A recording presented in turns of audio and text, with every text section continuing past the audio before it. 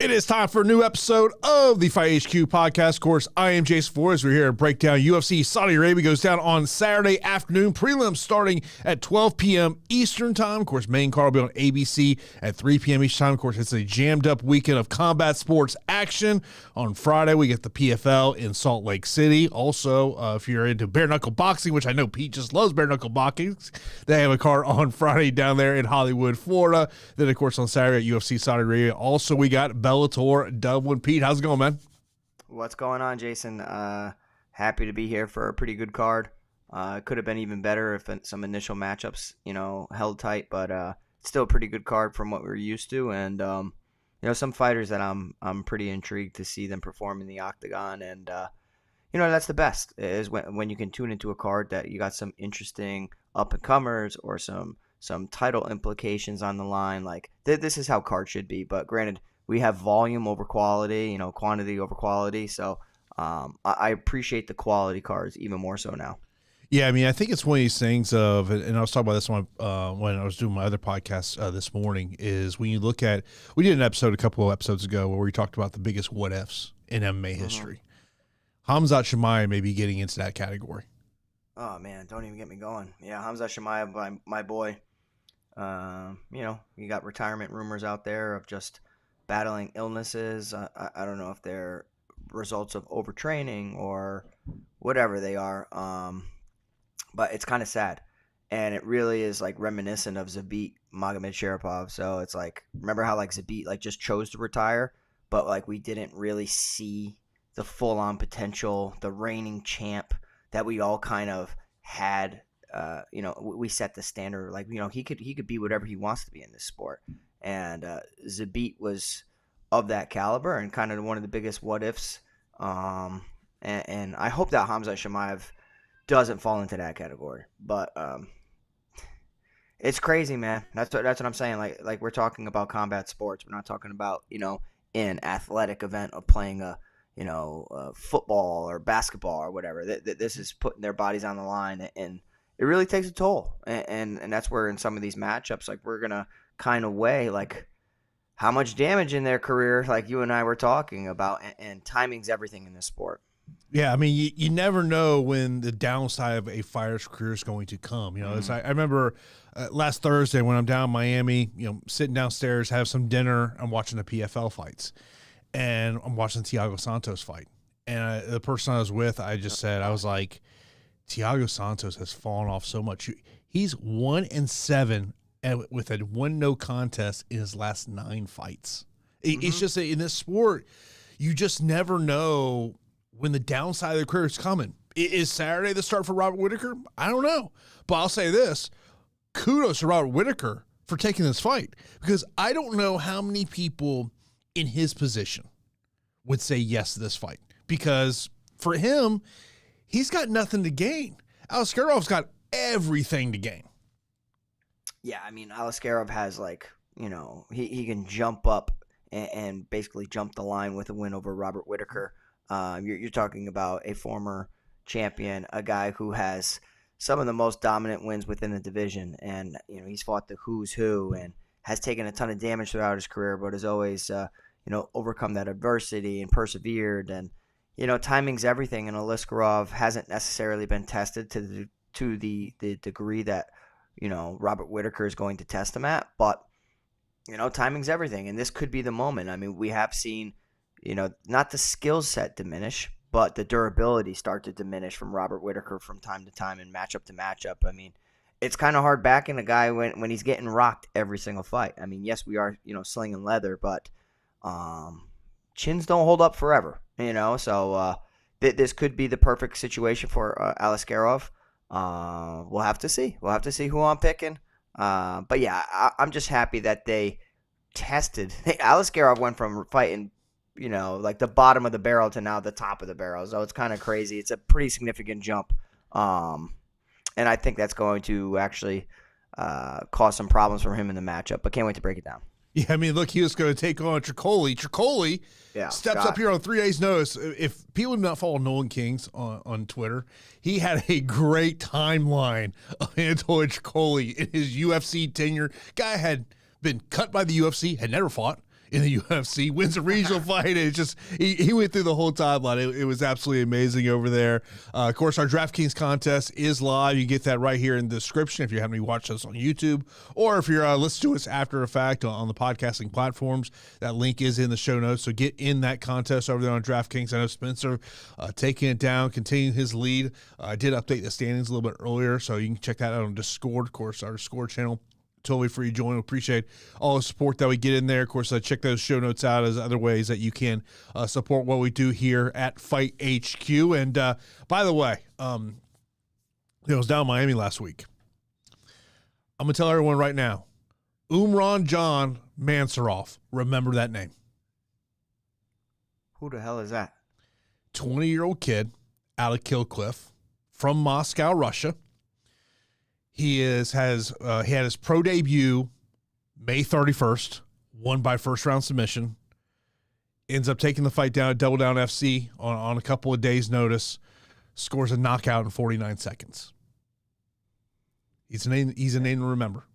Okay. All right. Yeah. Let's just say after the fights were over, some people in the promotion said we might have a hard time finding him fights because people are going to start seeing this footage and going, don't know if I want to take on the 20-year-old kid who's only 2-0. Yeah, right? Yeah, I mean, I don't really blame him when it comes to regional fights. You know what I mean? Like, regional fights to fight the hardest fights for no pay at all doesn't really make the most sense until you start to try to get that one win to get you into the UFC.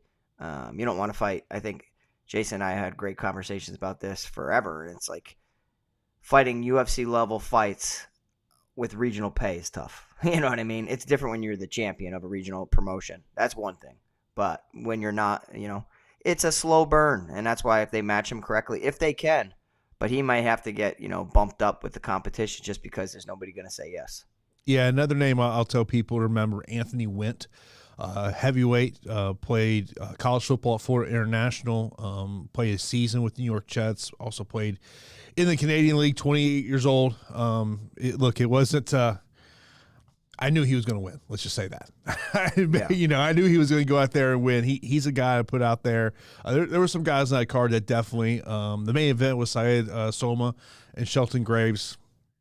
Close fight, split decision win for Said. I think there's very much a case that Shelton Graves won that matchup. You would probably appreciate this. So it was bad weather in Miami. So Shelton Graves was one of 3 fighters who basically had issues getting to Miami. Shelton Graves' flight gets canceled from Baltimore to Miami.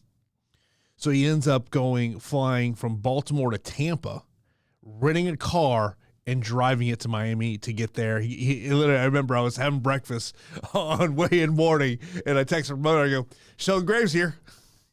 Wow. Yeah, well, that's a lot of times people won't go they won't do their best to show up for fights. So he went the extra mile to show up for his fight, which is kudos to him.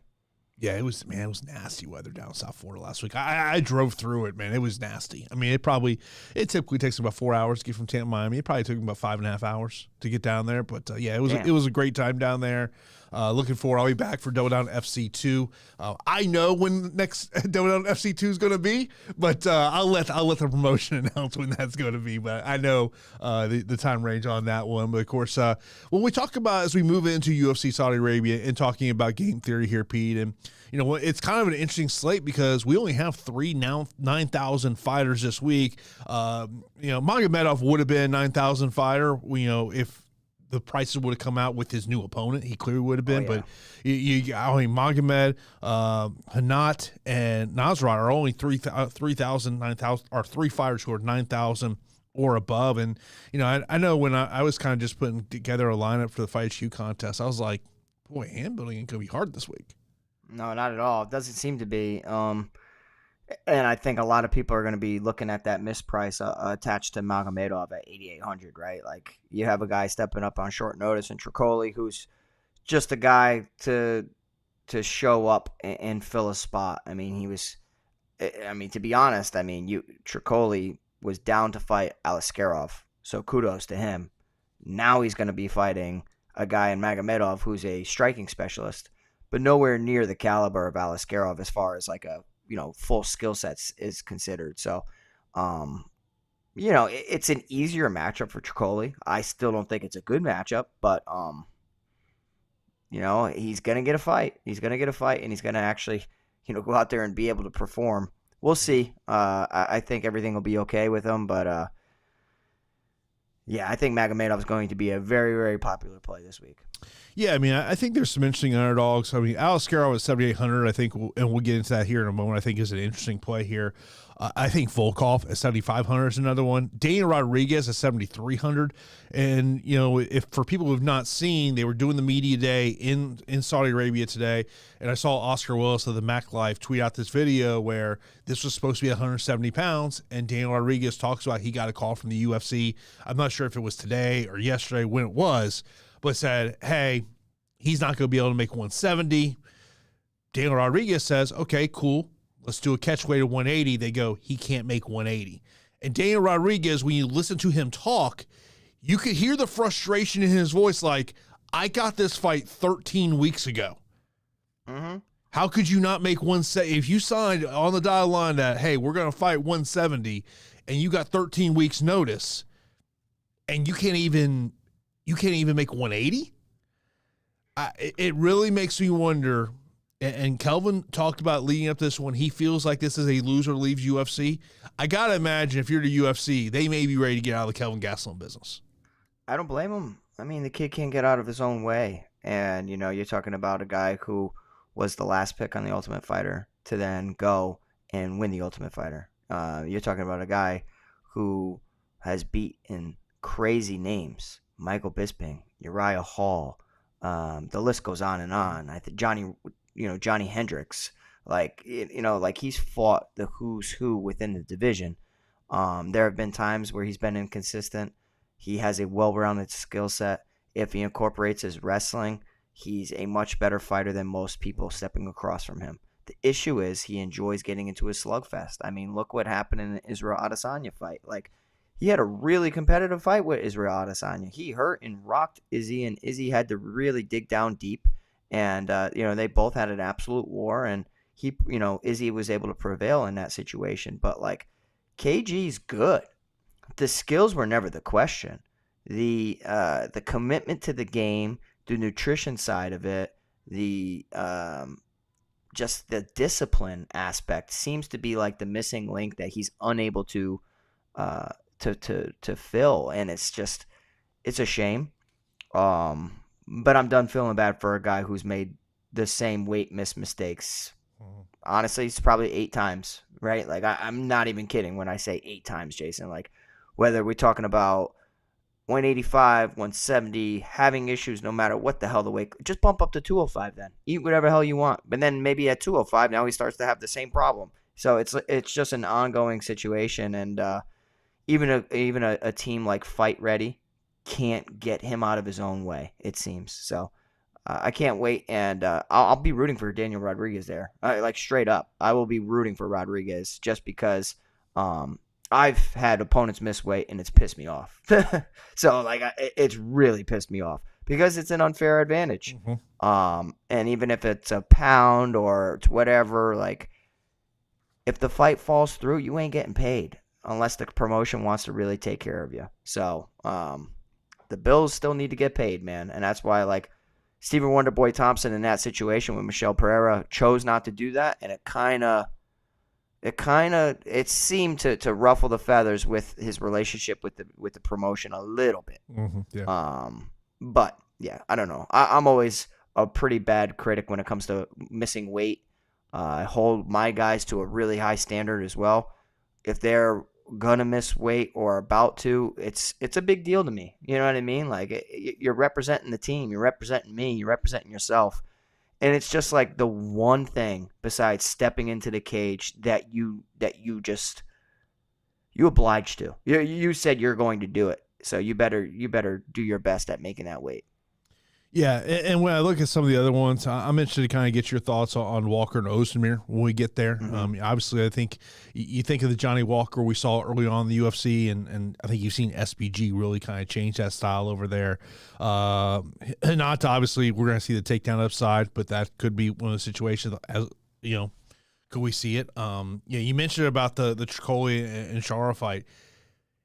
that is going to be a situation where whenever they put Magomedov against a wrestler, that may be the time where you could potentially start to fade him a little bit. But we'll get into all these fights here. Of course, we appreciate if you do have any questions on the fights. Also, I think this will be a great weekend to do some cross-promotion parlays in terms of MMA. Maybe there's something you like on Bellator, maybe something you like on PFL. By the way, those PFL fights are early tomorrow. The prelims start at 4:30 p.m. Eastern time. That'll be 2:30 p.m. local time in Salt Lake City. I don't know what the hell PFL is doing. On a Friday, you're starting your fight card at 2:30 in the afternoon? Bro, they don't know what they're doing. What are you talking about? Main card starts 6 o'clock local time. Like, I would just say this. Like, if you are a MMA fan in Salt Lake City, are you getting off work early to try to go see the prelims of PFL? I don't get it, bro. I don't get it. They're just, I don't even know. Don't get me started because a lot of the stuff they do doesn't make sense. Yeah. And I want them to succeed. I'm not in this business where I only want the UFC and care about the UFC. I want them to succeed. But the decisions they make go against succeeding. So it's like, they're like the equivalent of Kelvin Gastelum. Yeah, like they can't get out of their own way. I will say when I was sitting down with all the fighters last weekend in Miami, one of my bigger takeaways was it did seem like the younger fighters, while clearly their goal is to get to the UFC, no question about it. I walked away from some of those conversations thinking if the PFL came and offered them a tournament spot, they would go to the PFL now and just basically say, let me develop my brand in the PFL, and then I'll fight out of that contract and I'll get to the UFC. Yeah, I mean, shoot, it's prize fighting. 100%. I mean, the money that the PFL is rocking with is crazy. So it's like, I mean, all you need is an in and then a good performance, and then you're okay. But let's get right into UFC Saudi Arabia. Of course, if you got any questions, be sure to line those up in the chat or in Discord. We'll get to those as we go throughout the show. Of course, the main event, we got the former champion, Robert Whittaker. Of course, he initially supposed to take on Khamzat Chimaev. We all know Chimaev out of this one. Aliskerov stepping up here on just over a week's notice to take this matchup. He is a plus 130 betting underdog, minus 155 for Robert Whittaker. Whittaker, $8,400 on DK, $19 on FanDuel. For Aliskerov, he's $7,800 on DK, $16 on FanDuel. And something me and Pete were kind of talking right before the show is, you know, we never know when that downturn of a fighter's career is going to happen. We just never know what's going to happen. I mean, look, Robert Whittaker has been through a lot of wars, and I just wonder early on in this fight, if he gets chin checked, kind of how's that chin going to be? But I also kind of feel like, Pete, and I'll get your thoughts, that the longer this fight goes, the more it does favor Robert Whittaker. Yeah, so I'm really interested to see how Aliskerov does in this situation and with this opportunity. I mean, anytime you get an opportunity to fight a former champion, and a win over him will mean so much for you and the division, it's like you got to take advantage of it. Do I think it's an ideal circumstance to fight Robert Whittaker? No, I don't. I mean, you're talking about Aliskerov, who was supposed to fight previous weekend. You know, that could really screw up somebody's weight cutting. It can really screw up somebody's weight cutting. Never mind when a fight is all the way, you know, in Saudi Arabia. It's really, really tough to kind of just view it as not a big deal. I think that this fight being in Saudi Arabia, with Robert Whittaker being able to adjust and you know, have the training regimen down to a science of training at certain times, waking up at certain times, adjusting to the schedule, I give him the edge, of course. I give him the edge in the experience. I give him the edge when it comes to 5 rounds. You know, and the resume, honestly, because who Aliskerov has fought to this point, some decent competition, but nowhere near the names like Robert Whittaker. Aliskerov can go out there and test the chin of Robert Whittaker and hurt him, as many people have rocked and dropped him. Since the Yoel Romero fights, we've seen Robert Whittaker. He's not a shell of himself. He's still very talented, very skilled, but his style allows for him to receive damage a little bit more than somebody who has a high, tight guard. His hands being low leaves him vulnerable to certain shots over the top. Paulo Costa hit him with a beautiful spin hook kick, had him on skates. We've seen him get, I think the Dricus du Plessis fight was probably his worst performance in a loss. He got taken down in that one. He looked like he was not a fish out of water, but he was dominated and du Plessis was too strong. And then just like unwilling to engage on the feet because he was worried about the power coming back his way. Du Plessis did great, but du Plessis, he's the champ right now. So like, what can you really say about that other than timing? I think Aliskerov is very, very good, relatively untested against high-level competition, and now you're talking about greatness in Robert Whittaker, and you're talking about the top of the mountain. You're not fighting a mid-tier guy. You're top. Basically, it's, do you think the timing's right for Aliskerov to kind of, jump the line and beat Robert Whittaker? I think if Robert Whittaker survives round one, this fight becomes extremely easier. That Aliskerov can work takedowns really well. One of the best Sambo fighters out there, one of the most reigning Sambo champions out there. Very good power with his strikes, very good wrestling. It's just he's never been 5 rounds. And most of his fights come really, really quickly with early first round finishes. So I honestly do think that Robert Whittaker is intelligent enough. He was going to be fighting Khamzat Chimaev, right? So like the preparation is very similar. Khamzat Chimaev is way more willing to engage in a ton of takedowns. But he comes out the gates really hot. So I think that Robert Whittaker is going to be schooled enough for this fight where he is expecting a storm early from Aliskerov.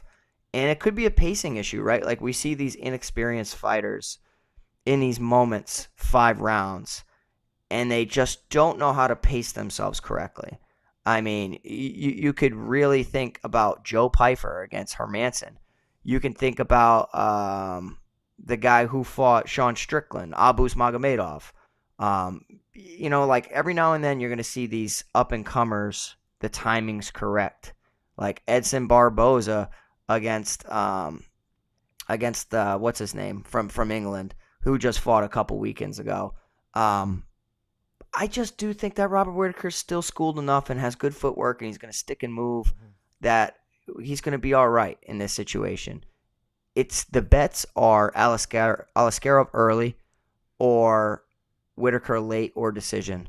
I'm going to be leaning towards Whittaker utilizing the footwork, sticking and moving, preparation, full camp with Jacob Malkoun to deal with the grappling of Khamzat Chimaev should trickle over into defending takedowns from Aliskerov. Needs to avoid big, powerful shots. I do not like how Whittaker holds his hands, but even when he's been hurt in fights, he hasn't necessarily been finished all that much. Dricus du Plessis, Israel Adesanya, Stephen Wonderboy Thompson. All really, really high-level fighters, and Stephen Thompson's fight was, 12 years ago or something crazy like that. So with all that being said, and the line is relatively close, I'm going to be picking Robert Whittaker here. And I could be sitting on the edge of my seat, and Aliskerov can go out there and flatline Whittaker bad, and it could be the end. But I'm willing to be wrong here and back the veteran and Robert Whittaker to either finish late or win a decision. One of the things when you look at Aliskerov is this is a massive step up in competition. When you look at what he is, obviously early on in his career taking on Khamzat, but when you look at from his Dana White Contender Series and the 2 fights he's had in the UFC, by the way, all 3 of those fights have ended in the first round. Hasn't even seen past 2.5-minute mark in any of those fights. You're talking about Mario Souza, Phil Hawes, Warley Alves. I mean, it is a massive step up in competition for me in this place, and I just kind of it's like I said, man. I don't mind taking a shot on Aliskerov. I don't know if it would necessarily be something that, in terms of lineup construction, am I going to prioritize it? I don't know if I'm prioritizing the main event. I think there's some other places on the rest of the card I want to get to. By the way, Peyton, I do appreciate that super chat coming in. Of course, those are always much appreciated here. And, and kind of one of the crazier things about this one, Pete, there's only a 2-year age gap between these two guys. I know, that's insane to me. But it's because Aliskerov's, wealth of experience in Sambo, very similar to MMA. But while Aliskerov's fighting these guys in Sambo competitions and tournaments, Robert Whittaker's in the trenches, fighting all the names, having wars. And did the wars take too much of a toll on Whittaker's body and his durability? They very well could have. But I think that the skills and all the minor things that I've mentioned make me lean towards Robert Whittaker still having enough in the tank to get past Aliskerov. So I could be dead wrong, but I'll be betting Aliskerov early and Robert Whittaker late or decision. Yeah, you want to look at that decision prop for Robert Whittaker, plus 250. That TKO KO prop for Aliskerov is plus 250 if you're looking to go there. And of course, his decision, which I'd be relatively surprised if Aliskerov goes out there and scores a 25-minute decision, is plus 750. Now the co-main event is Sergei Pavlovich and Alexander Volkov. Volkov is a plus 195 betting underdog, minus 240 for Sergei Pavlovich. He's $8,700 on DK, $20 on FanDuel. Volkov, $7,500 on DK, $15 on FanDuel. Kind of one of the big storylines leading into this matchup is these two guys, have sparred against each other in the past. And, Pete, I don't know if you saw that Sergei Pavlovich promo picture from this week. He certainly has not missed any days of strength and conditioning. No, not at all. And I find this interesting, right? This is probably the most one of the most interesting fights on the card.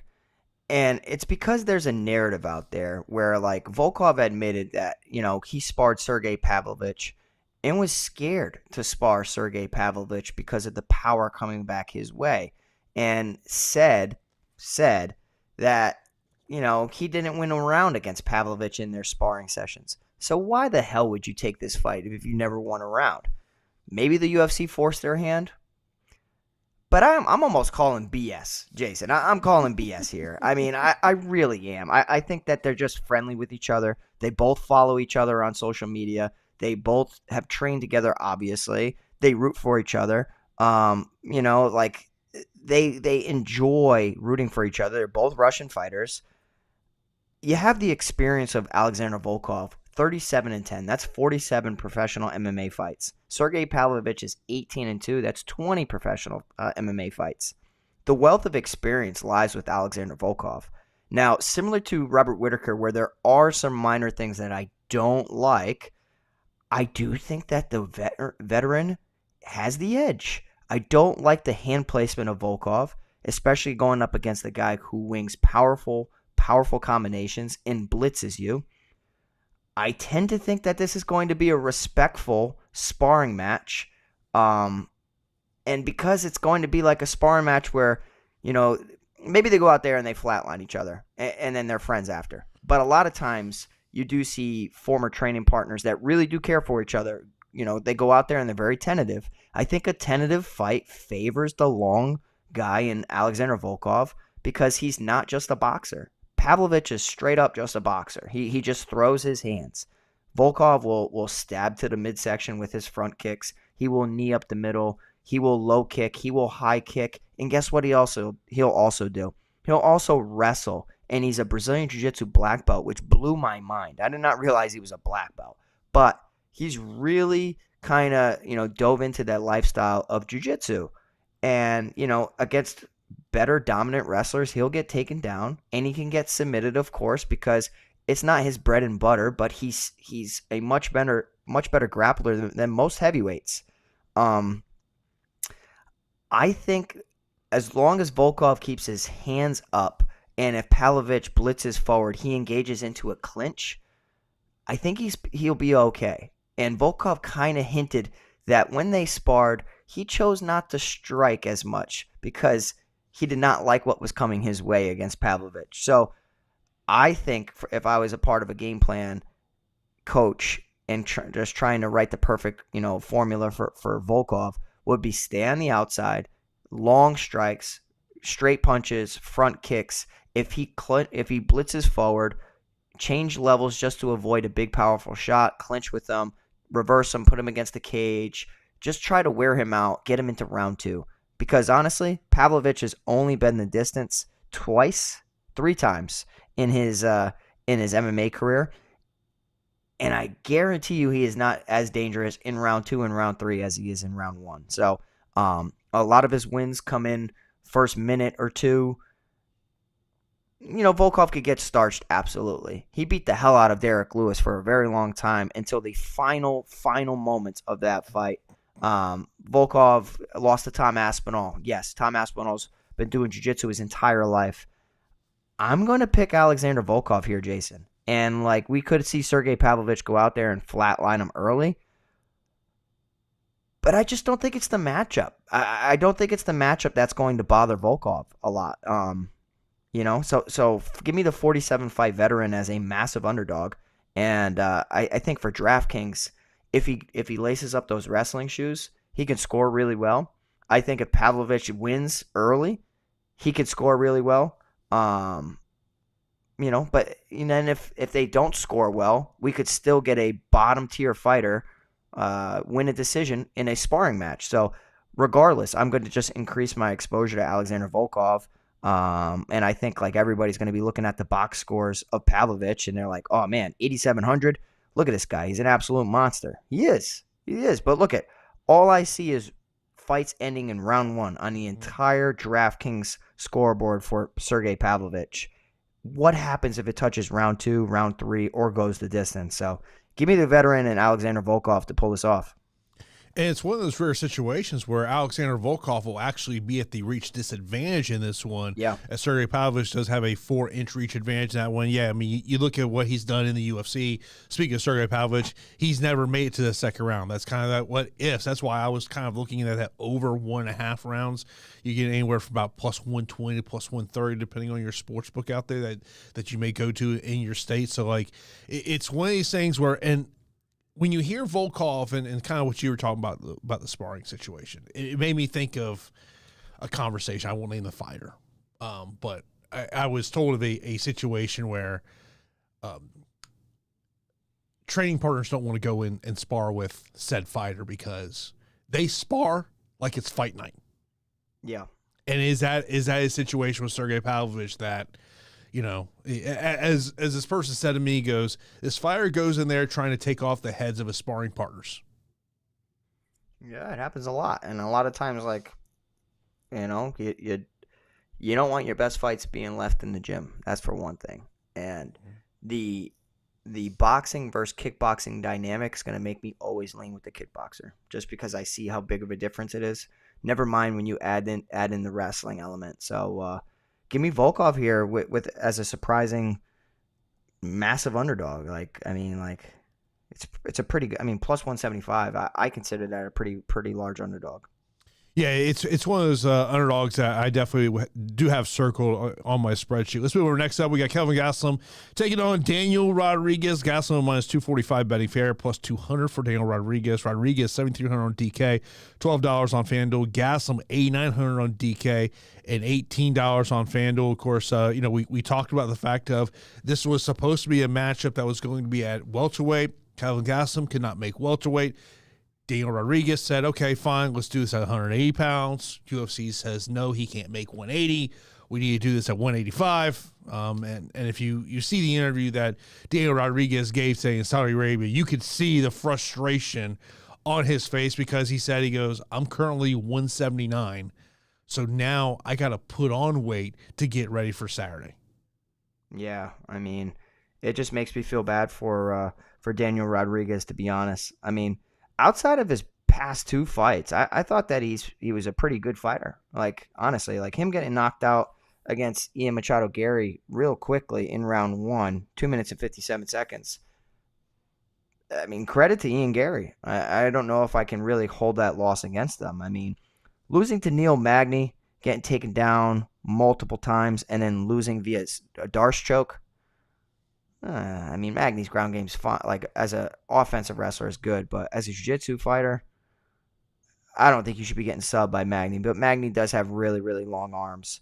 So I kind of have a hard read with this fight because I got a guy in Daniel Rodriguez who I thought was pretty good. Wins over Tim Means, Gabe Green, Dwight Grant, Mike Perry, Kevin Lee, even though Kevin Lee was shot, and Jing Liang Lee, like some big names. You know what I mean? So in a lot of those fights, he's eclipsed 100 significant strikes. 120 against Kevin Lee, 129 against Mike Perry, 175 against Gabe Green. I think the volume's there, right? The volume is there. And he's probably going to have a willing participant in a striking matchup because Kelvin Gastelum doesn't go to his wrestling as much as he should. I mean, like Kelvin Gastelum just got out-wrestled significantly in pretty dominant fashion against Sean Brady and submitted. The last time we saw a KG really go and get tons of takedowns was back in 2021 against Ian Heinisch. He did that to win a fight. And he did. He controlled the majority of it. I mean, 6 takedowns and had 6.5 minutes of control time. But, like, I don't like hearing that Kelvin Gastelum's having a horrible camp. He says, I've had a horrible camp, horrible weight cut. There's been a lot of things that have happened throughout camp and behind closed doors that people don't know about. It's like, okay. And, like 185 is the weight that makes the most sense. And it sucks. It does suck because I'm a big Kelvin Gastelum fan. And honestly, outside of me, my mom loves rooting for Kelvin Gastelum. So I think I'm going to be going Daniel Rodriguez, Jason. I really do. I mean, like, if I knew Kelvin Gastelum was going to wrestle early and often, then I'd probably pick Kelvin Gastelum. But I just don't know if he's going to do that. And, like, I can just side with the volume of Daniel Rodriguez, who I think will have a better weight cut. Even though Kelvin Gastelum's pulling the plug early on his weight cut, I just think stylistically, like he has the volume, the frame, and being southpaw that he can go out there and put up some numbers against Kelvin Gastelum, who, has been hurt multiple times as well. And we did see Daniel Rodriguez knock down several people. He knocked down Tim Means, knocked down Dwight Grant 3 times. I'm gonna pick Daniel Rodriguez, despite him still being the older fighter of the two. I mean, he's 38, which is kind of crazy. But yeah, I'll be picking Daniel Rodriguez here as a long shot underdog to come through. Yeah, I'm kind of in the same boat with you. And just to kind of mention what Kelvin Gastelum said today to the media, quote, "To be honest, this has been a pretty hard training camp. There's a lot of things that went on behind the scenes that a lot of people don't know, don't get to see, but it's been pretty hard to get my weight down and get down to the weight this time around, harder than last time. I'm pretty worried this week, but we're going to talk with the manager and come up with the best game plan, but I think we're in for a rough cut." Makes you wonder, is it even a rough cut like to 85? Yeah. Yeah, I think it sounds like a guy who suffered an injury throughout camp, like a knee injury, and unable to do road work or any cardio to shed some weight. So that's my interpretation of that. But could be anything, right? Anything to kind of limit your training, which limited training results in, less of an ideal weight cut. So I'm going to be picking Daniel Rodriguez, even though, like, I think KG's the better fighter. Like, Gastelum, in my opinion, is the better fighter. And his back is against the wall. I do feel like the UFC is going to want it out of the Kelvin Gastelum business, though. I don't blame him. He's too much of a headache. Like, it's just like it's not worth the trouble. 2-6 in his last 8 matchups, and this is what Daniel Rodriguez had to say today. He goes, "It's been 13 weeks since I found out about this fight. I'm sure he has too. So the fact that he's saying that he's having a bad fight camp makes no sense. I feel like it's a lack of discipline. I don't know if he's having a bad fight camp or he's just being lazy or just doesn't want to make on the weight." Goes on to say, "I already agreed to 185, so I'm invested in this fight. It put me in a really tough spot. I need this fight to happen. It's been such a long fight camp, and I did agree to take percentage of his purse, which is only fair. I just felt like 180 would have been a good weight, but it's not the first time coming through for the company, and I want to show the UFC to know that I'm the guy that's going to make the sacrifices, even if it's not in my favor, in the sense of being professional, I feel like I've lost respect for that guy. Ooh, that last line. Oof. I don't blame him. And it sounds like he's kind of in a financial bind right now, which is why he needs to fight. And, when you get a lump sum of money and then you have to use that lump sum of money over a duration of time, it's difficult. And last thing is getting your fight canceled because your opponent's a lazy sack of shit and can't make weight. So it's like, come on, guy. Yeah, I mean it's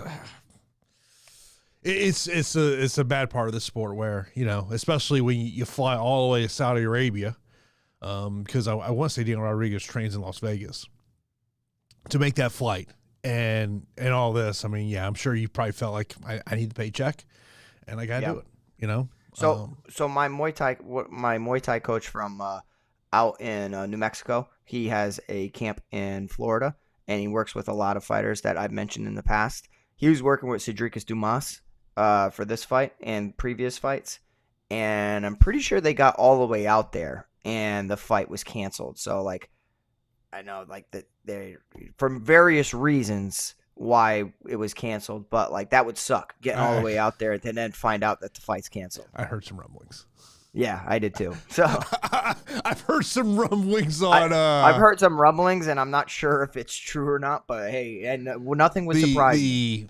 The official response, I believe, from the UFC was unable to obtain a visa. Yeah, we'll go with that. Yeah, we'll go with that. We'll go with that one. Let's move over to our next matchup. You got Shara Magomedov taking on Trocoli, a plus 410 betting underdog, minus 550 for Magomedov. Magomedov, $8,800 on DK, $18 on FanDuel. Trocoli, $6,700 on DK. There is no price over on FanDuel. Liker, appreciate the super chat there. Mentioned about should we be concerned about Shar Bullet's eye here, and of course everyone kind of knows his eye, bro. Dude's a hell of a striker. I mean, the dude's a hell of a striker. To me, the only question mark I truly have about him is when he goes up against someone that has a wrestling base that can truly just neutralize and make it a wrestling matchup. But I have a feeling that when we look at ownership this week, that his ownership is going to be pretty high because of the price break you're getting here at 8,800. Yeah, so I wouldn't be worried about his eye. I'd be worried about his takedown defense. And I actually do think that Trocoli's game plan should be take him down. He's a Brazilian Jiu-Jitsu black belt, so I'll have some shares of Trocoli at 6,700, truthfully. Do I think Trocoli's great? No, I don't at all. But, a guy who's a Brazilian Jiu-Jitsu black belt who can strike decent enough to get an opponent down to a weaker area makes a ton of sense. But a guy that has 5 submission wins and has been the distance too, I'm going to get to some shares. He's a big guy. He's going to, hold a pretty big height and reach advantage in this situation. So you got Trocoli sitting there at 6'5" with an 82-inch reach, whereas Shara Magomedov is 6'2" with a 73-inch reach. So 3 inches in height, 9 inches in reach. Yeah, you know what I mean? Trocoli, he's kind of that unknown factor about this card.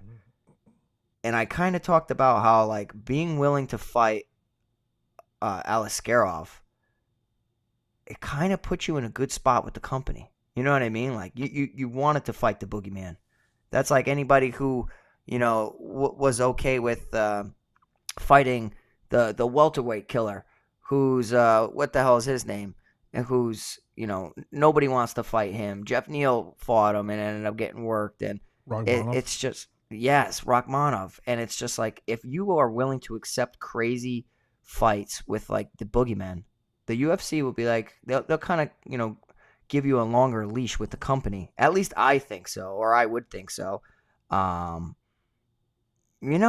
can see him going out there and trying to wrestle often. We've seen a lot of arm triangle chokes, anaconda chokes, going the distance, a rear naked choke. I don't know, man. I still do really, really like Shara Magomedov. I mean, we did see Trocoli's one Dana White Contender Series victory get overturned because of Trocoli failing his drug test, popping for nandrolone. I'm not big on steroids or any of these banned substances, so I can't tell you what's what. So I have no idea what the hell that is, but it does not sound good. Nandrolone. I think that Shara Magomedov, he's got the look of a crazy, crazy unorthodox striker. He is a very talented striker. He's some of my fighters' favorite fighter on the come up. And to kind of debut against Bruno Silva. Bruno Silva can trade, but he can also wrestle offensively. And he came out victorious in that situation. So, like, they tested him right out the gates. And he went in there and he picked up a win. So I do think that's impressive. I'm probably going to be right there with the field, though, honestly. Like, I'm going to have some shares of Trocoli in case he takes Shara Magomedov down and Magomedov's off ground game gets him put in a bad position and he gets submitted. But as long as this fight's on the feet, Magomedov should look, there should be a big gap in skill here. And I think that Magomedov's kicks are going to be the difference maker. And I see him getting a knockout.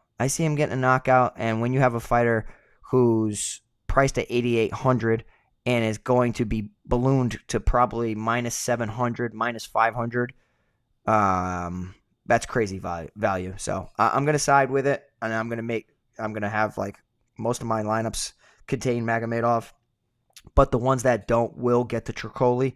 And in general, I just think it's like if you want to be underweight to Magomedov, he scored 97 in a decision against Bruno Silva.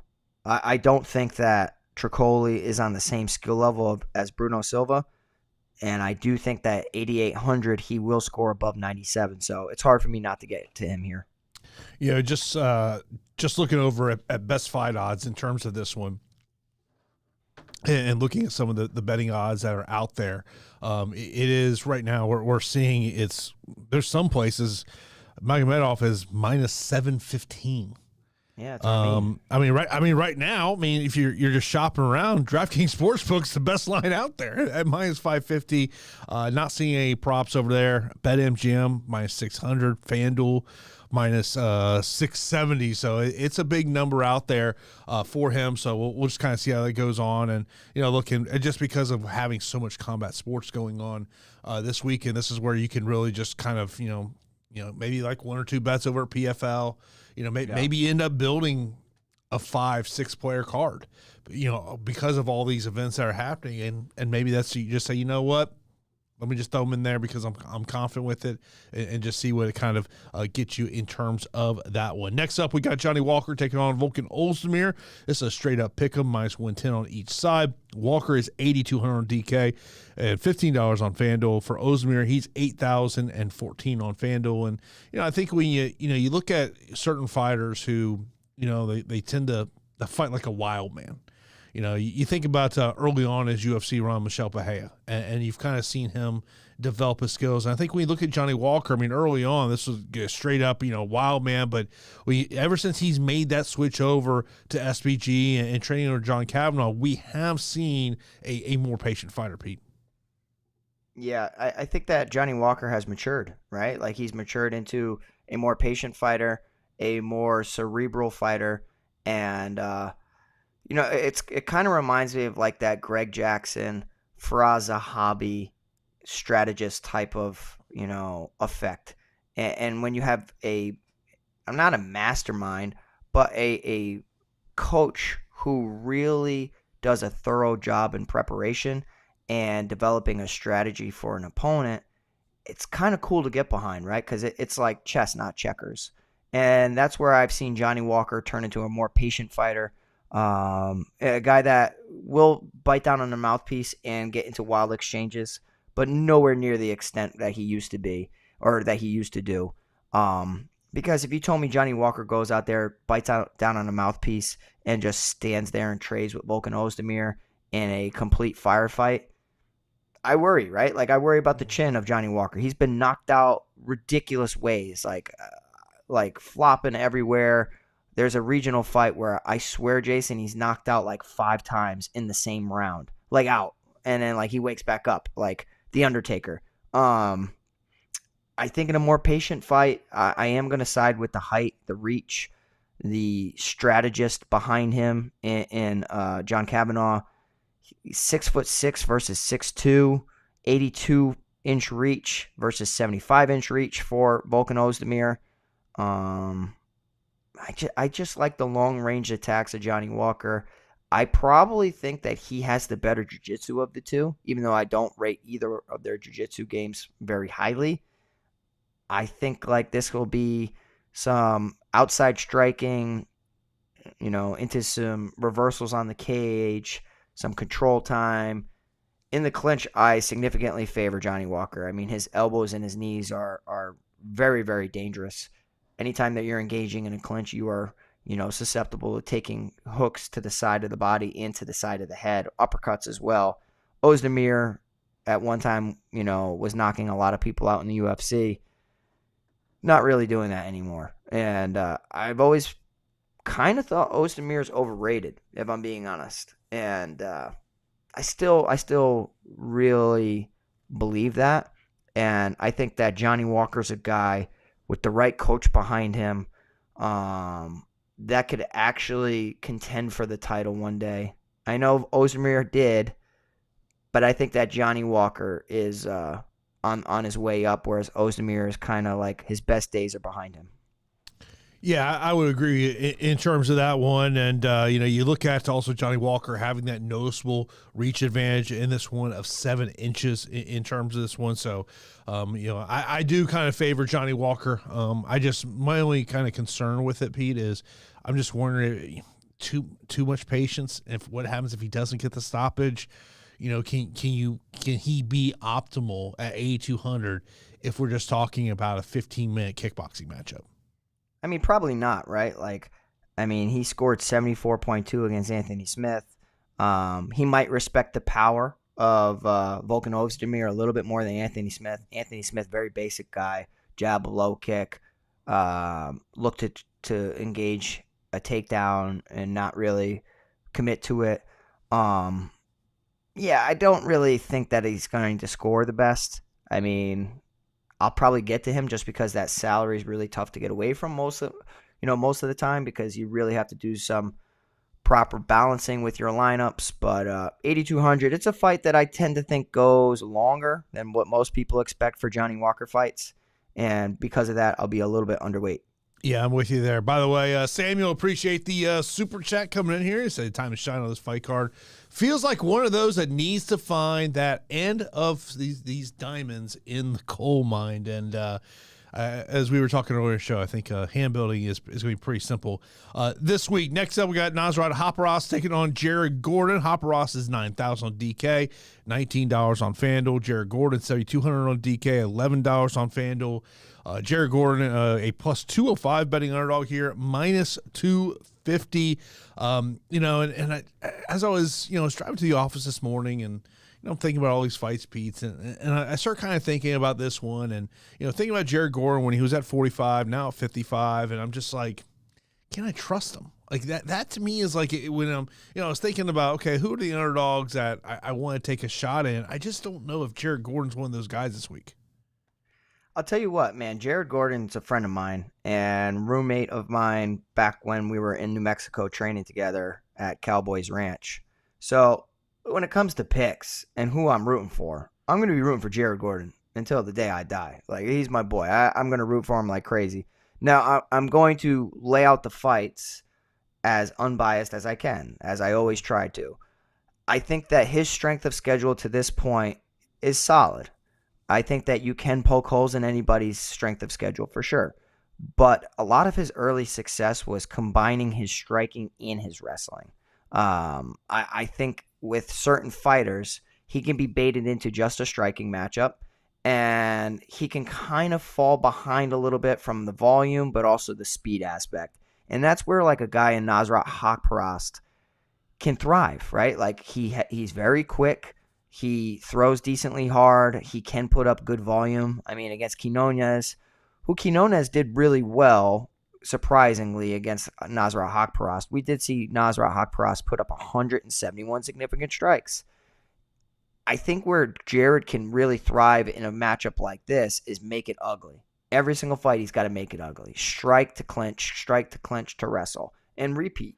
Don't just stand there and strike, because we've seen him get knocked out in the past. We've seen him get chin checked in the past.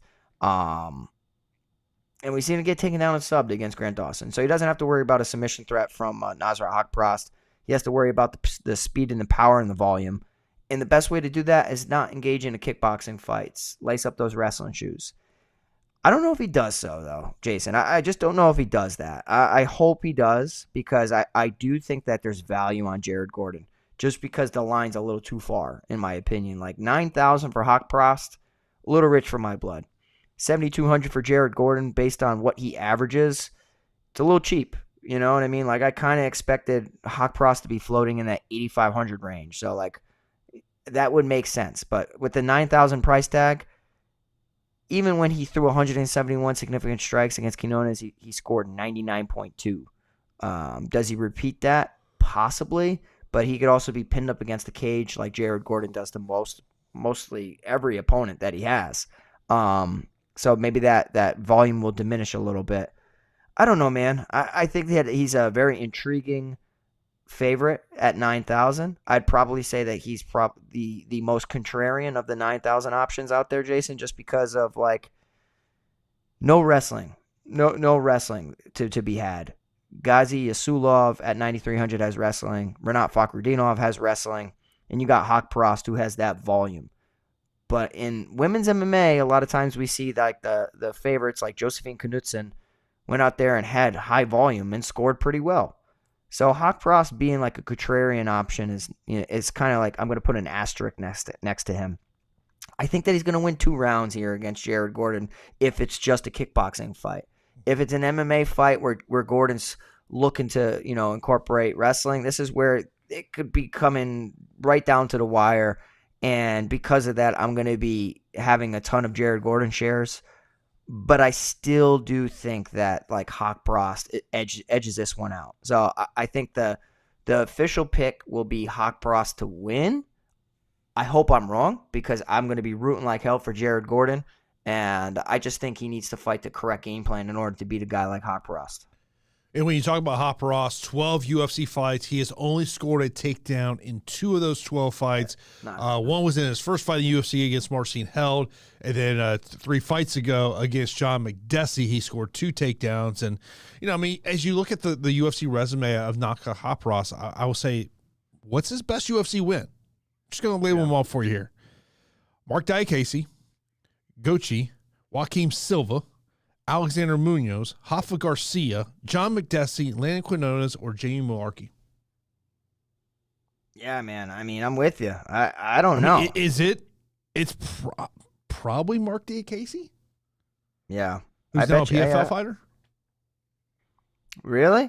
Yeah, he signed with PFL. I didn't even know that. I like Diakese. Yeah, I mean, I think you could poke holes at both fighters.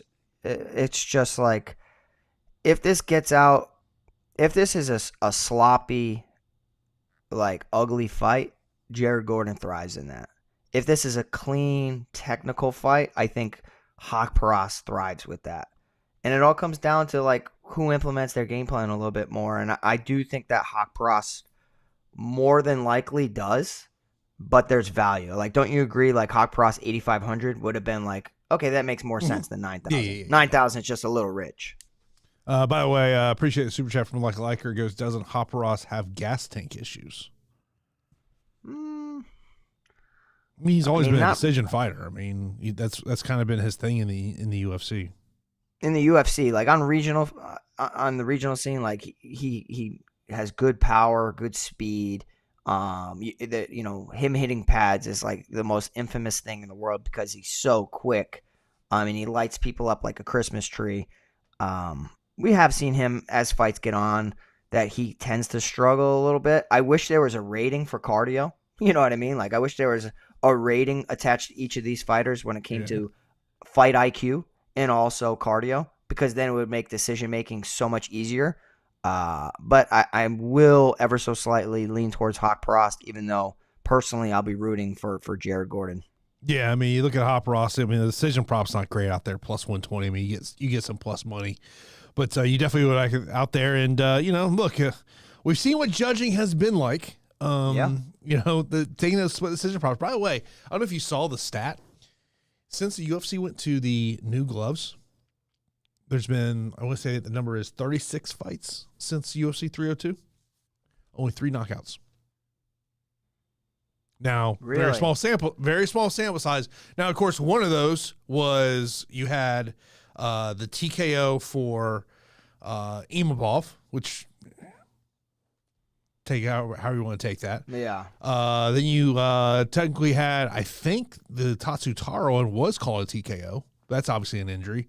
And then the other one was, I want to say, a knee. I mean, obviously, you're going to need like 6 months, 9 months, 12 months of data to see, have these gloves had any effect on maybe there not being as many knockouts?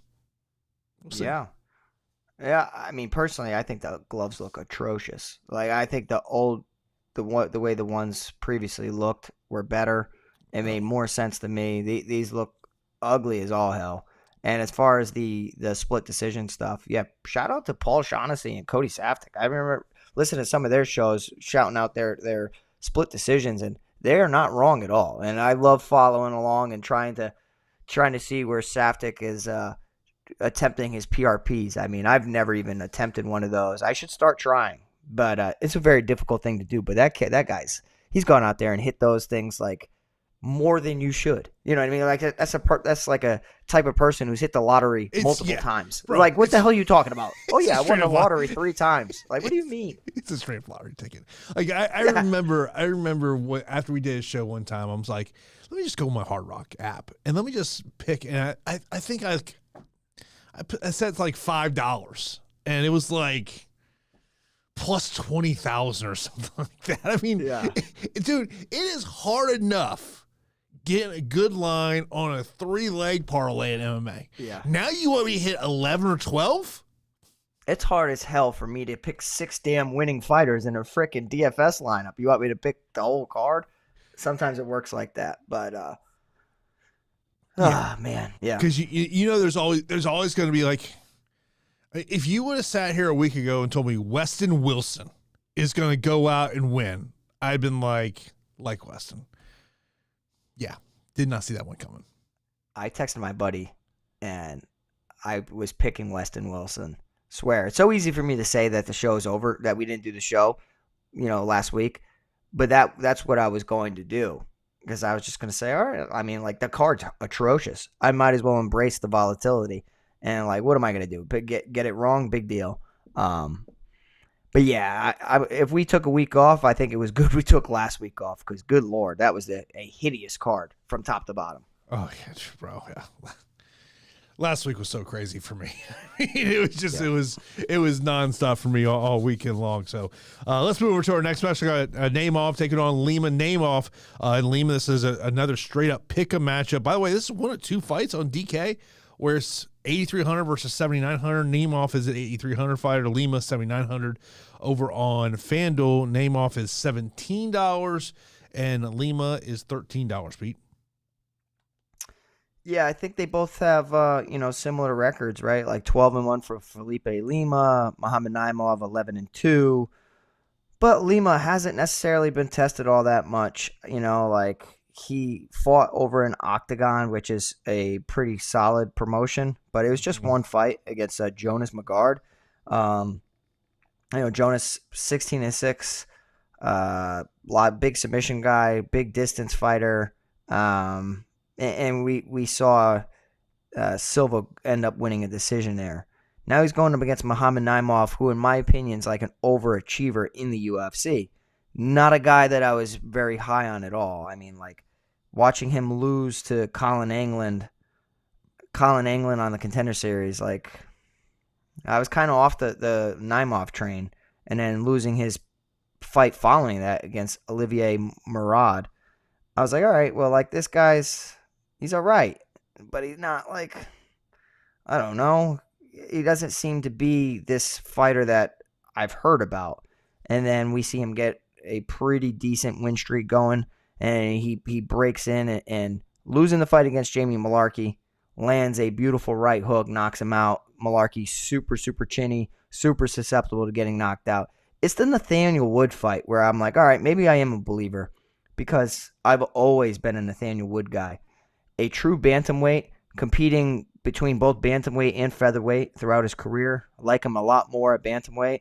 But I really was back in Nathaniel Wood there just because I liked him regionally. I liked him from social media. I liked his coaches. I know his coaches. So I was always backing him. I mean, he's a guy that beat Andre Fili, beat Charles Jourdain, Charles Rosa, John Castaneda, but he lost to Muhammad Naimov. So it made me scratch my head a little bit. Then he most recently lost to Eric, picked up a victory over Eric Silva because of an injury. So now you got a guy with 3 wins, 1 volatile knockout against Jamie Malarkey, 1 a fight resulting from an injury against Eric Silva, but a true decision win against Nathaniel Wood.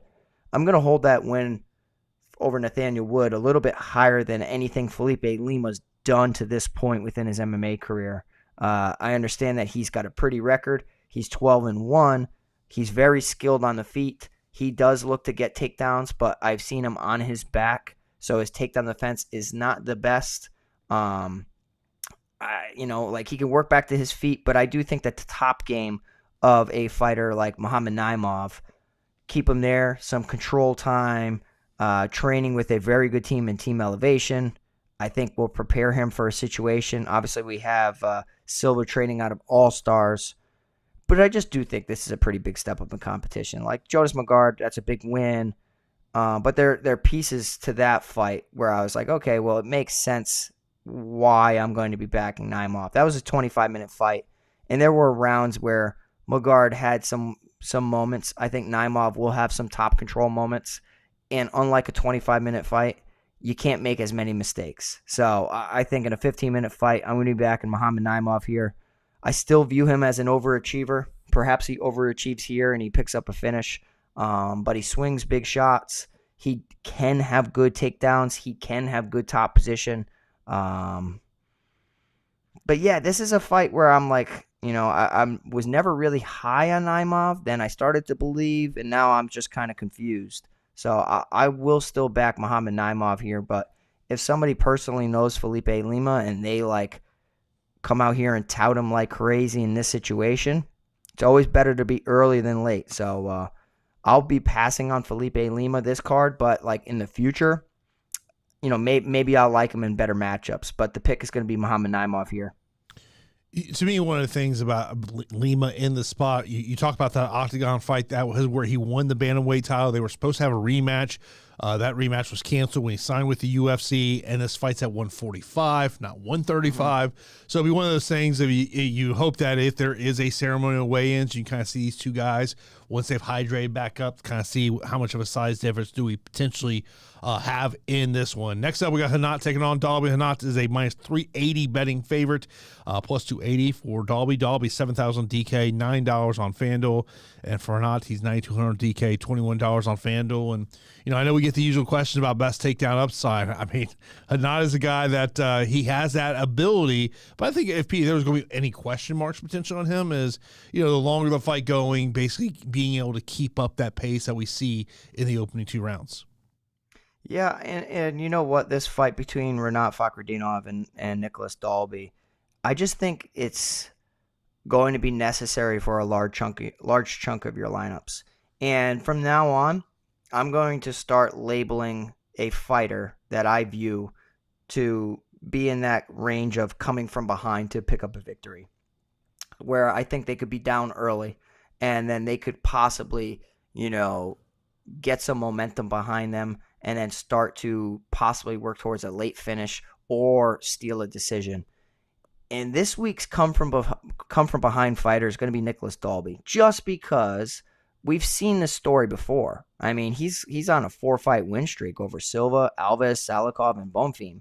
The fight against Bonfim is one of the most impressive because, Bonfim, I believed in that Bonfim brother than the other.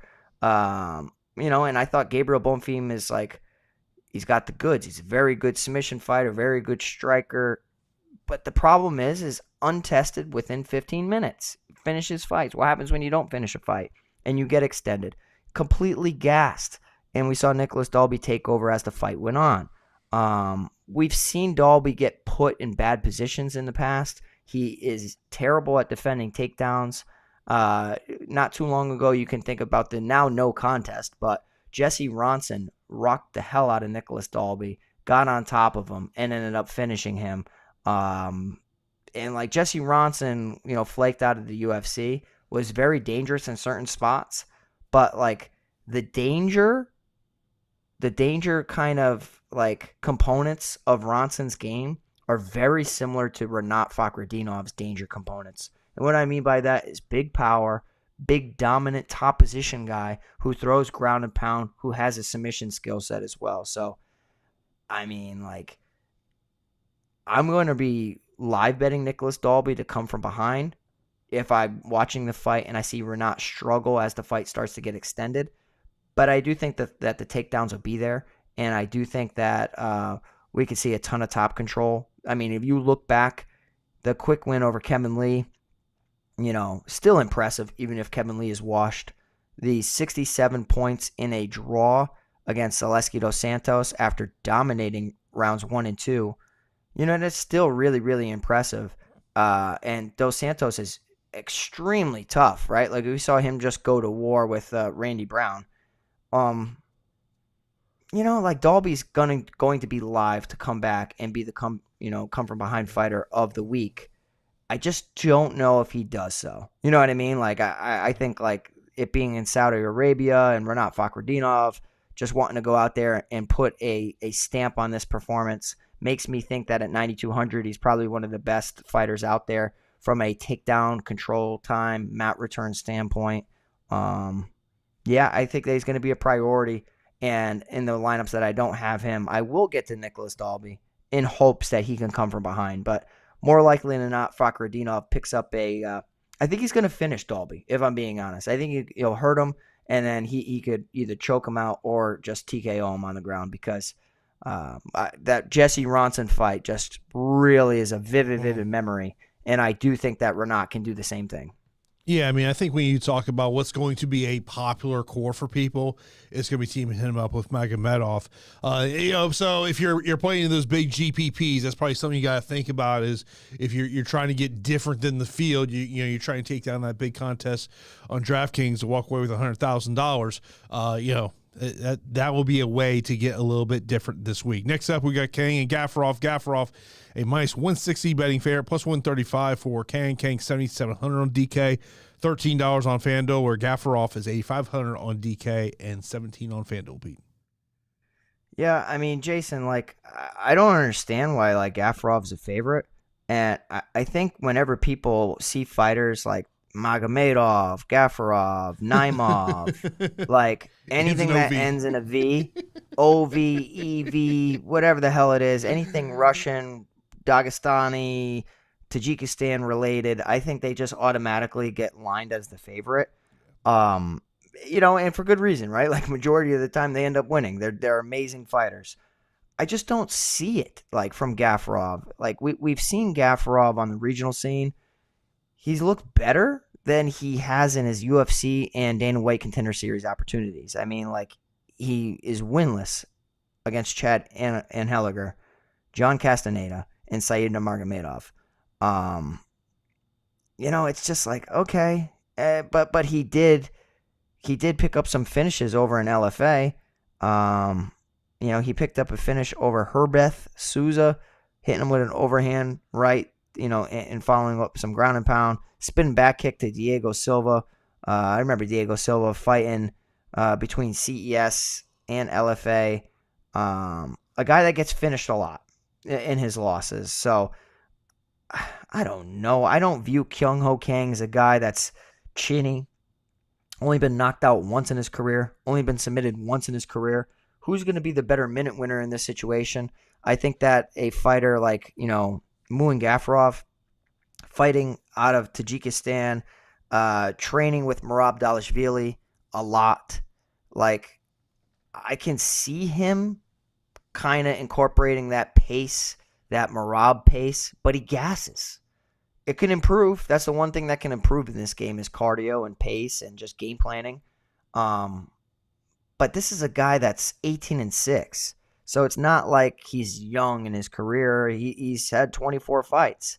I just think, like, if he's not the most dominant wrestler, he's going to struggle against the guy that gets back to his feet and will also test his takedown defense. And if he's not, like, fighting, a one-dimensional wrestler who can't strike at all, somebody who can strike back can give him problems. So I'm going to be backing Kyung Kang here, despite him being, approaching 40 years old. He's 36, so I can't really say he's approaching, but I thought he did better against John Castaneda. I thought, in the fight against Christian Quinones, he backed up and on his back foot landed some beautiful combinations that hurt Quinones and latched up a rear naked choke. Having a win against Danaa Bakary, dealing with the power of Danaa Bakary and out-wrestling him and grappling him. Some of the split decisions earlier on in his fight career like made me scratch my head. Ping Yuan Liu, Brandon Davis, Ricardo Ramos, Michinori Tanaka. So it's like he's always in close fights. And in close fights, I want my money to be on the underdog. For DFS, I don't know if this is going to score all that well. Just because I do think that Muin Gafurov can negate some of the skills of Kyung Kang, similar to what Kyung Kang can do to him. So, like, I'm still going to be backing Kyung Kang here. I think that he has the better submission skills. How many fights in the UFC now? He's fought legitimate competition, and I know that he can get a UFC win, and he's not going to falter when the going gets tough. So give me Kyung Kang here as an underdog at 7,700. Yeah, I don't mind the underdog call there in terms of that. You look at some of the props over there. Kyung Kang wins via decision, plus 250 if you're looking to take that decision prop over there. Then we have Magomedov and Ribeiro. Ribeiro is a plus 255 betting underdog, minus 330 for Magomed. He's 9,300 DK, $22 on FanDuel. Ribeiro, 6,900 on DK, $8 on FanDuel. And the one thing that really sticks out to me, P, as I look down here at my spreadsheet is what the win by decision props are. For Ribeiro, plus 1,400. And for Magomed is plus 700. So I think we know what the betting public is thinking about this matchup. Yeah, holy moly. Magomed Gadzhuyasulov, Bahrain fighter, born in Dagestan, Russia. Questionable record. Going up against a guy who's a very fun fighter in Brendson Ribeiro, who will go out there from the opening bell and trade and has really, really massive power for his frame. And when he knocks people out, they are knocked the hell out. From Bruno Lopez on the Contender Series, where he was an incredible underdog, plus 400 underdog. He went in there and he ended up knocking him out with a right hand and followed up with some hammer fists. The issue, though, is he can get put in bad positions on the mat, and even on the feet, he's just a very chinny fighter. He just got knocked out against Zhang Minyang, punches to hammer fists. We've seen him get knocked out from ground and pound in the past. I don't know, man. I think that Magomed Gadzhuyasulov should be okay here, especially if he wrestles. The issue is that Gadzhuyasulov doesn't, I don't know, he likes to strike, and then he'll wrestle to just control. So this fight could go longer than what people are thinking, but I do foresee ground and pound being the finish in this matchup. I really want to back Brendson Ribeiro here just because he's fun, and he does have a ton of finishes. He has some guillotines. He has some fast knockouts, but I've seen him get finished, via submissions in round 1 and round 2. And that chin, when I've seen guys get knocked out in certain ways, you could tell they've taken a ton of damage. Mm-hmm. He's had a lot of concussions within his career. So Brendson Ribeiro will be a fun play for some of my lineups, but I do think that the most likely situation is that Magomed Gadzhuyasulov picks up a victory. And, part of that KHK MMA team, just cross-training there, I think that he's going to be wise enough to avoid the power, change levels, and kind of just just be a wet blanket on him and just kind of sandbag him here and bring this fight into a little bit later territory than expected and end up getting a ground and pound TKO over Brendson Ribeiro. Yeah, when you talk about that questionable strength schedule leading into this matchup, if you go over to Tapology, there's a matchup from 2021 that Tapology flagged for potential issues with legitimacy, promotion, unwilling to cooperate or answer questions, bout deemed ineligible for fighter win-loss record. So that's never a good sign when and look, I've seen some questionable fights on the regional scene in terms of whether or not it should have been booked, but yeah, that's never a good sign there. And then the opening matchup of the night is for the road to the UFC. Lee taking on Long. This is a -110 on both sides. This one Long, 8,300. Lee, 7,900, and 16 and 14 respectively, Pete. Yeah, I mean, this is probably my worst read on the card, if I'm being honest. Don't really follow Road to the UFC all that much, but from the research that I did, that Long Xiao, solid striker, tons of experience for his age, 34 fights as a 26-year-old, gets taken down, does work back to his feet, but pretty big weakness in the wrestling department. Chang Ho Lee, I think that he has very good wrestling and good wrestling and very good ground and pound. It's just on the feet, I don't think that he's at the same level as Long Xiao. I do think that this being a closely lined fight, a lot on the line for their countries when it comes to this bout, I might pass on this fight a lot, Jason. I really might. I do think that the experience will win out, and I'll be backing Long Xiao just because I don't think that Chang Ho Lee will pick up a ground and pound finish. I think that the finish likelihood and win condition for either one of these is pretty low. I think it's going to come down to the striking of Long Xiao versus Chang Ho Lee's, grappling, whether he's got a pin against the cage or actually taking him down and controlling him. So I think the fight's going to go the distance. I'm not in love with it. It could score higher than expected, but the person I'm expecting to win is Long Xiao. And because the striker is who I'm predicting to win here, I don't think that, he's going to score all that great. So it's going to be a pass on the fight for me, but I'm going to be picking Long Xiao to win a decision. Yeah, I'm with you on that. I just think having all the experience that he has. This is a matchup that was supposed to take place back in December. Then it was going to place back in March. Those did not take place, and of course, both these guys have not fought since August of last year. So let's get into our straight up fight picks. We're getting some listener questions. The main event. I'm going to go with the brain and go Robert Whittaker. All right, I'm going Robert Whittaker as well. I'll go underdog number 1 and Alexander Volkov. Underdog number 2 and Daniel Rodriguez. Yeah, I was a KG guy until I heard all this stuff. So give me Daniel Rodriguez. I'll go Shara. Magomedov. Give me Walker. Haqparast. I want to take the chance on Lima, but I'm concerned about the size aspect in this one, so I'll go Naimov. I'll go Naimov as well. Rinat Fakhretdinov. I'm with you on Kang. Okay. Yeah, just not a big Gadzhuyasulov guy. I could be wrong though. His last name does end in OV, so I mean, yeah. Give me Kyung Kang. I'll go Magomed, and I'll go Long. Long Xiao. You're going Long. Going Long Xiao. There we go. Gets some listener questions in here. Best leverage play.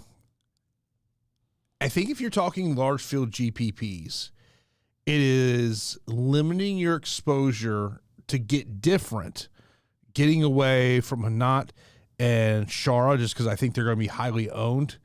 I think potentially other leverage plays. Haqparast could be that leverage play if he can bring the volume. Yeah, so as a favorite for a leverage, I will say that it's probably Nasrat Haqparast because you have an OV above him and an OV below him, and Gadzhuyasulov priced as the highest fighter on the slate, and Fakhretdinov also priced above him, and you have Haqparast sitting there at 9K. So I think from a high-end standpoint, the leverage is on Haqparast, and like the leverage on the bottom end, aka dart throws. I think it comes down to 3 fighters, right? Like it's Brendson Ribeiro here, just because of that KO ability. Mm-hmm. It's Dalby because of the fear of Fakhretdinov fading as the fight goes on, and then I mean, cover your ears, but I think it might be Antonio Trocoli too, in case he can get takedowns, and he's a Brazilian Jiu-Jitsu black belt over Shara Magomedov. Which leads right into our next question: best takedown upside. Rinat is at the top there. Trocoli could be an interesting one because I think that would clearly be his path to getting the victory there, and maybe Robert Whittaker as a kind of sneaky takedown guy. He's got the skills, man. I mean, he's a very good Brazilian Jiu-Jitsu competitor, very good wrestler. I think Jacob Malkoun prepared Whittaker so well for Khamzat Chimaev and Aliskerov for the wrestling components. The power on the feet, not necessarily at all, but like Whittaker can defend and reattack really well. And I like it when Whittaker goes out there and incorporates his wrestling. I think it's clearly Fakhretdinov from a takedown aspect, Gadzhuyasulov. I'll throw in Chang Ho Lee as an underdog for takedowns, but like, I mean, I'm staying away from that fight, but those are the 3 that I would really mention. Ranking the 9K options, I would go Rinat 1, Magomed 2, Haqparast 3. Yeah, I mean, I think that's all fair. Yeah. Value plays under 8K on DraftKings. I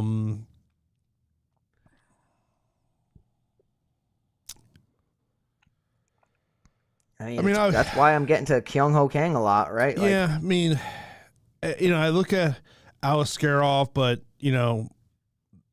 if he doesn't get the finish in the opening round, what is round 2, round 3, round 4, round 5 Aliskerov look like? Volkov could be an interesting one, but you're going to be concerned about, Pavlovich, touching that chin in the opening round. I mean, obviously a lot of questions on Pavlovich if the fight gets out of the opening round. But there's not a lot that I'd say I love underneath AK. No, but my 3, if I had to give you 3, it's Kyung Ho Kang, it's Volkov, and it's Daniel Rodriguez. I mean, those are like my 3 favorite under 8K. But it's not a week where like I'm over here jumping up and down saying this underdog's going to win. Those are the 3 fighters that I do expect, though. A core 3 for me on DraftKings, I would go Rinat, Magomedov, and then the third one, I'm between 2 guys, and it would be between Johnny Walker and Robert Whittaker. Whittaker, I like that, saying that he can survive a blitz, 25 minutes of work, has a chance to rack up some points. I like that. Yep. Get to Sam's questions here. We just kind of went over top core. In terms of like, from a cash aspect, Sam, I would probably favor Robert Whittaker in that third spot over Johnny Walker just because of having more to deal with. Top inside the distance and fighters. I would look at Shara Magomedov. Rinat, potentially I'm thinking maybe a late second, early third round finish if you were able to get it there. Outside of that, I mean Sergei Pavlovich, we know the upside there in terms of what he could do there. Yeah. Yep. We already went over value and pump plays. Top fades, I mean, it's only 11 fights, so I think it's kind of tough to say. Because of the weight thing, I think Kelvin Gastelum will be a fade for me. Yeah, I think I'm going to fade him as well. I mean, he could be the guy to get some takedowns, but I'm off the KG train, man. I really am. I mean, that, and same asking about best decision odds fights. I mean, that's probably a fight that will likely go to the decision. I mean, Gastelum will be a decision plus 100. Rodriguez win decision plus 300. So I think that's a likely scenario there. Kang and Gaffrod, I think, is another one that's got a high probability of going the distance. And then the opening fight of the night, the road to the UFC fight, I think would be the other one there. Favorite parlays. Sam, what I would be doing is I haven't taken a deep dive into the PFL and Bellator. Just the way PFL and Bellator have been, it is just chalk damn city. And some of these lines just, I mean, I just pulled up best fight odds. Clay Collard minus 265, Impa 3-1 favorite. Rob Wilkinson approaching a 3-1 favorite against Josh Silverio. I mean, a lot of 3-1 favorites, and then, someone like a Brent Primus at basically minus 150. Asabu C at minus 180, taking on Tom Breeze. And then look at the Bellator. The cross promotion parlays are always great, but then you end up with like 5 legs plus 120. You know what I mean? It's like, but if you like those 5 legs, it's fine. Yeah, I mean, I think that if you're looking to add Bellator, I mean, even though I'm firmly expecting Paul Hughes to go out there and have a showcase matchup, he's a 8-1 betting favorite. Jesus. Yeah, 8-1. Yeah, if you're looking at Bellator and you're looking to kind of find, I mean, you gotta look at maybe someone like a Dalton Ross at minus 118, Arlene Blenko minus 135. Who's Rosta fighting? Norbert Jr. No idea. Yeah, so it's I mean, look, it's a Bellator International card over there. There's also LFA fights this weekend as well. So you can, if you want to take some lines on that one as well. But there's plenty of betting options if you want to go out there this weekend here. But like, if I was going to do just a favorite parlay for a UFC, I would probably go. Let's hear it. Whittaker, Haqparast, and Rinat.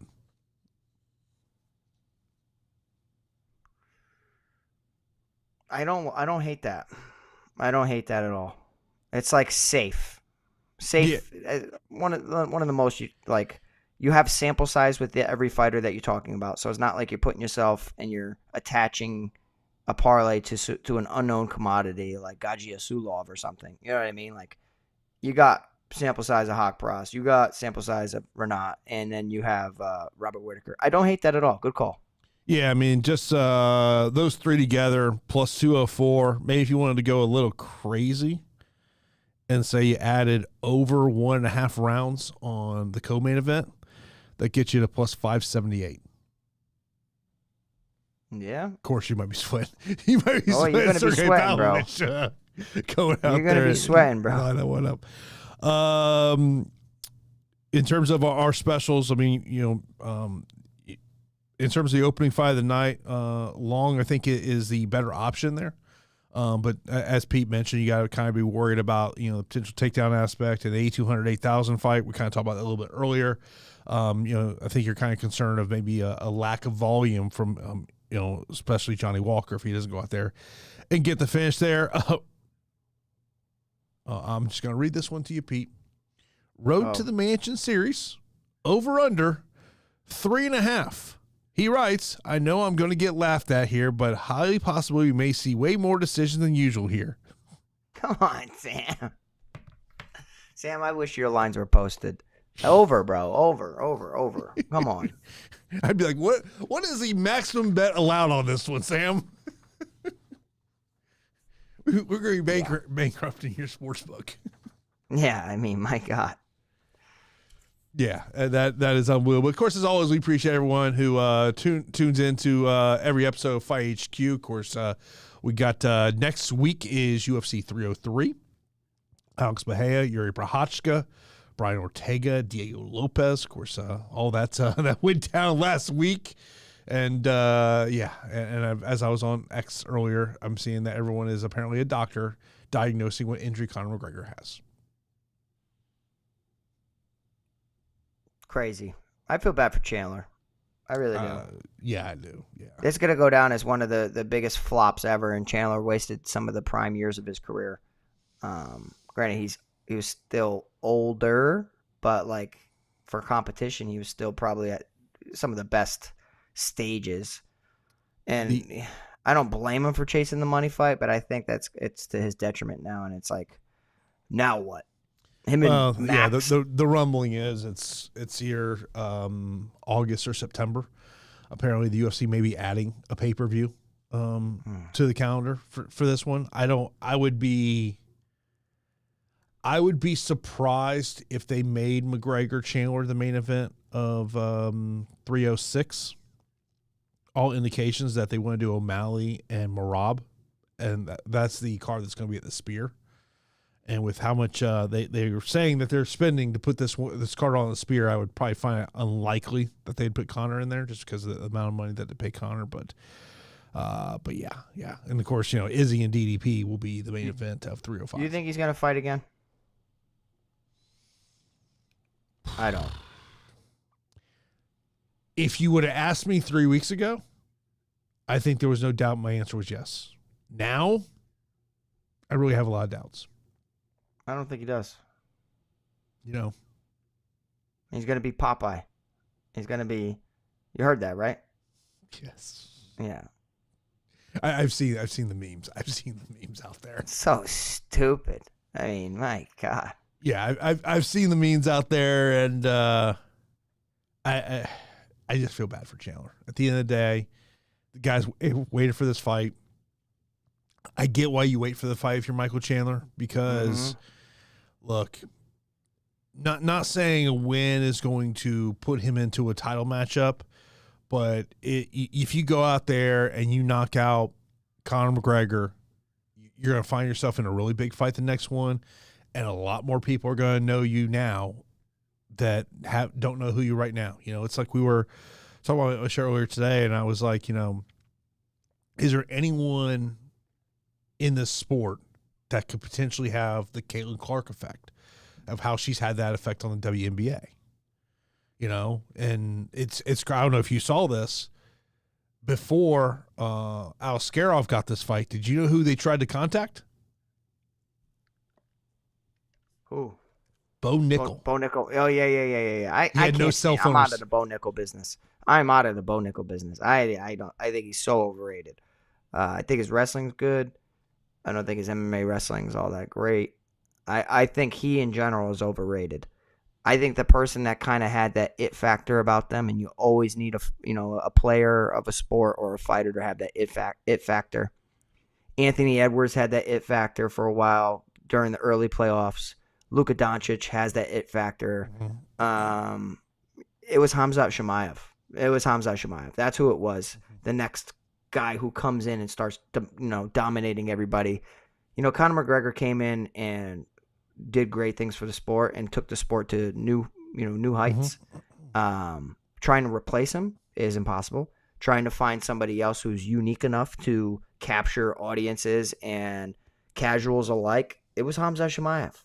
But, it sucks, It does suck. I think it's going to be some time before you get somebody else, but, it's fighting. A new star will emerge. Well, the problem with Khamzat Chimaev, outside of the health aspects of it, depending on who you believe, is that Khamzat Chimaev cannot enter the United States. Oh, really? Yeah. Well, that because of his ties to yeah. However you want to. Yeah. The clear bond between him and certain people. Yeah. Yeah. I remember this is years ago when Bellator was trying to they were having issues getting a visa for Frodo Kospolaev. And I remember having a very general conversation about how visas work. And they basically say that, yeah, if you have some type of communication with someone who's on the FBI most wanted list, yeah, you're not getting the United States. Yeah. And Frodo said, never fought the United States again. Yeah. Crazy, man. It is, yeah, MMA is a crazy world. It's been a crazy 2 weeks. Hey, whatever happened to Fight Island? They don't need it. I know you don't need it anymore, but what did they do to it? They just it was just who knows is right. But like, remember how crazy that was? Yeah, On an yeah. island. They need to go. Island. They need to go somewhere to put on fights, and yeah, it's the Apex is their fight island now. Bro, that was 4 years ago. Take that one in. Yeah, lots changed in those 4 years, man. Yeah. I mean, you look at how the UFC business model has changed, and just getting tickets for UFC events is Jesus. It's crazy. It's crazy. I mean, people look, as long as people are going to buy, these ticket prices ain't going down. I mean, I can only imagine, like, if you were that person who paid all that money for UFC 303. Now look, because they're changing the main event, they have to offer refunds. You know, if you had tickets, you say, hey, main event's changed. It's a commission rule. So we'll see what happens there. But as always, we appreciate everyone tuning in this episode of Fight HQ. Of course, you can be sure to hit that thumbs up, subscribe to the channel, get that DraftKings contest as well. We got the score channel as well. So we appreciate everyone tuning in for this episode of the podcast. And do you hear Leah in the background going crazy? I heard her earlier, yeah. Yeah, right.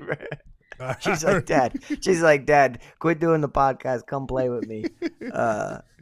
But yeah, hey, thank you everybody for tuning in. We try to get out here every week, best we can. But, sometimes it doesn't align between Jason's crazy schedule and my crazy schedule. But I mean, to be honest, it seems like when we do take a week off, it's a good week to take off. It ain't like we're taking off like 303 or something. You know what I mean? Like that fight card was atrocious. Things that happened shouldn't happen. It was weird. Let's have a winning card. Join the Fight HQ Discord. I want to see somebody take down the contest. I want to take down the big contest. And, until next time, which is next week. And we'll talk to you next week right here on the Fight HQ podcast.